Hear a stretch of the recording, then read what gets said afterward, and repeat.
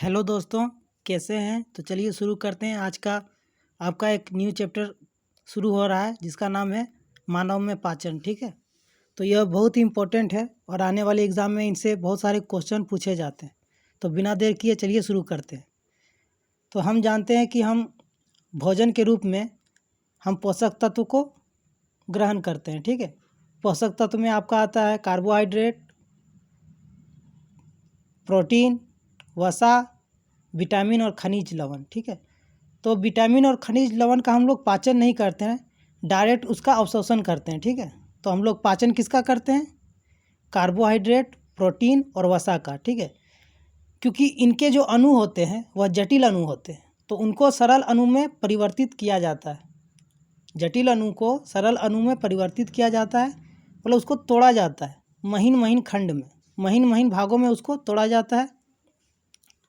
किसको? Carbohydrate, protein और वसा को। ठीक है, तो हमारा जो पाचन जो प्रारंभ हो जाता है वह मुंह से ही प्रारंभ हो जाता है, यानी कि मुख गुहा भी बोल सकते हैं। भोजन का पाचन जो है मुख गुहा से ही प्रारंभ हो जाता है। ठीक है, और देखिए मुख गुहा से हमारा जो भोजन होता है, सबसे पहले देखिए हमारा भोजन कहाँ कहाँ से गुजरता है। ठीक है, तो हम लोग सबसे पहले भोजन को मुख गुहा से ग्रहण करते हैं, मतलब मुंह से। उसके बाद आप एक देख रहे हैं एक लंबी सीधी नलिका है जिसको बोलते हैं ग्रसिका या ग्रास नली।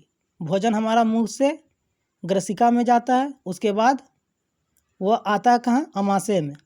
हमारे अमाशय में भोजन आता है। ठीक है, जिसको हम लोग बोलते हैं उदर भी बोलते हैं और पेट भी बोलते हैं, और इंग्लिश में इसको बोला जाता है स्टोमक।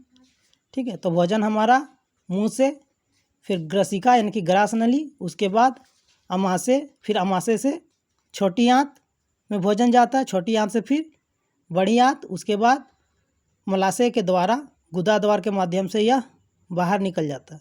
तो देखिए हमारा भोजन सबसे पहले कहाँ कहाँ आता है? तो मुंह में, उसके बाद ग्रसिका में, फिर अमाशय में, फिर छोटी आंत और बड़ी आंत, उसके बाद यह गुदा द्वार के रास्ते से, यानी कि जिसको मल द्वार भी कहते हैं, उसके माध्यम से वह बाहर निकल जाता है। लेकिन हमारे भोजन में दो ग्रंथियाँ भी होती है, तीन ग्रंथियाँ होती है, तीन ग्रंथियाँ भी होती है जो भोजन के पाचन में सहायक होती है। ठीक है, देखिए भोजन हमारा ग्रंथियों में नहीं जाता, जैसे कि ये ग्रंथि है यकृत ग्रंथि। ठीक है, जिसको हम लोग बोलते हैं लीवर भी बोलते हैं, और एक ग्रंथि होता है अग्नाशय ग्रंथि, जिसको हम लोग पेनक्रियाज भी बोलते हैं। ठीक है, इसको बोलते हैं लीवर, इसको बोलते हैं पेनक्रियाज। तो यह दोनों जो होता है वह भोजन के पाचन में सहायक होती है, मतलब यह दोनों जो ग्रंथियाँ होती है वह भोजन के पाचन में सहायक होती है। लेकिन हमारा भोजन जो गुजरता है वह मुंह से, मुंह फिर ग्रसिका, उसके बाद अमाशय, छोटी आंत, बड़ी आंत, उसके बाद यह बाहर निकल जाती है। ठीक है, अपशिष्ट पदार्थ जो होता है जिसको हम लोग मल भी बोलते हैं। तो हमारा भोजन इन ग्रंथियों में नहीं जाता है, जैसे कि यकृत ग्रंथि में हमारा भोजन नहीं जाता है और ना ही अग्नाशय ग्रंथि में हमारा भोजन जाता है। ठीक है, अब चलिए शुरू करते हैं स्टार्टिंग से। तो हमारा जो भोजन है वह मुंह से ही अंतर्ग्रहण, यानी कि मुंह से ही पचना शुरू हो जाता है। अब देखिए ये एक नली होती है, सीधी नली, जिसको बोलते हैं ग्रसिका।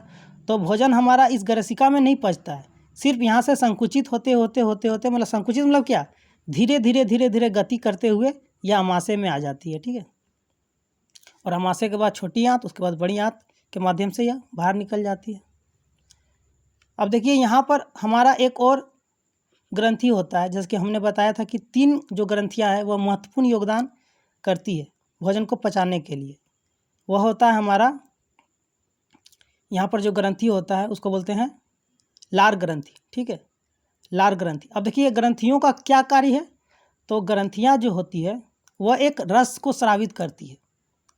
ग्रंथियाँ जो है रस को स्रावित करती है, और उस रस में एंजाइम होते हैं जो हमारे भोजन को पचाने में सहायता प्रदान करती है। ठीक है, हमने बताया कि जो हमारे शरीर में जो पाचन तंत्र क्रिया में जो ग्रंथियाँ भोजन को पचाने में जो सहायता करती है, उनमें जो होता है ग्रंथियों में क्या होता है? रस होता है जो स्रावित होते रहता है, और उस स्रावित रस में पाचक एंजाइम होते हैं जो हमारे भोजन को पचाने में सहायता करती है। ठीक है, तो आशा करते हैं आप समझ पाए होंगे। यह आप आज का सिर्फ आपका डिस्कशन क्लास था। इसके अगले क्लास से हम एक एक भाग के बारे में चर्चा करेंगे। ठीक है, तब तक के लिए धन्यवाद।